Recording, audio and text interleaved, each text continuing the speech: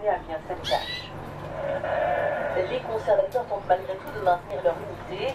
Peu avant la nomination de Boris Johnson, Theresa May a présenté sa démission tout en se montrant réconciliante devant le Parlement.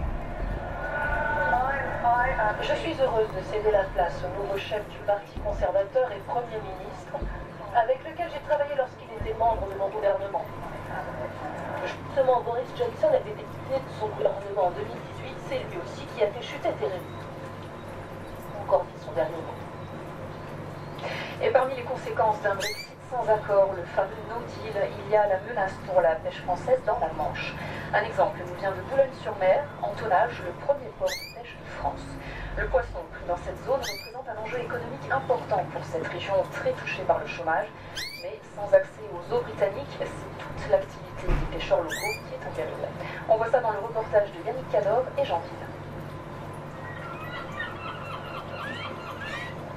C'est toujours à la tombée de la nuit que l'équipage du Laurent Geoffrey prend le large, à la recherche des sols qu'on trouve dans la Manche. Le soleil se couche alors que le navire quitte le port. 3h30 de navigation pour atteindre la zone de pêche et espérer une bonne prise.